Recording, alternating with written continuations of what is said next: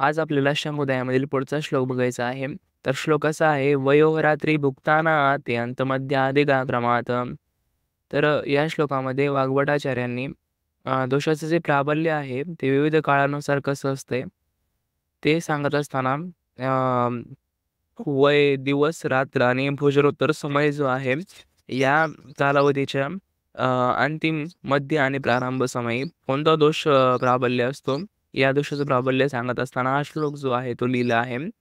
तर सुरुवातीला वयाचे 3 कालावधी आहेत. पहिला आहे अंतिम, नंतर मध्य आणि प्रारंभ. प्रारंभ अवस्था म्हणजे बाल्यावस्था. बाल्यावस्थेमध्ये कफदोष जो आहे तो बलवान असतो. त्यानंतर मध्यम अवस्था म्हणजेच तारुण्यावस्था. तारुण्यावस्थामध्ये पित्तदोष जो आहे तो अत्यंत बलवान असतो आणि त्यानंतर जो आहे तो अंतिम काल म्हणजे वृद्धावस्था.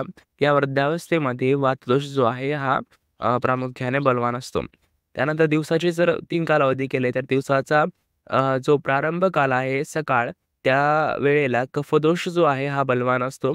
तर दिवसाचा मध्यकाळ जो आहे दुपार, त्यावेळेला पित्तदोष बलवान असतो आणि दिवसाचा अंतिम काळ म्हणजे सायंकाळ, त्यावेळेला वातदोष हा बलवान असतो.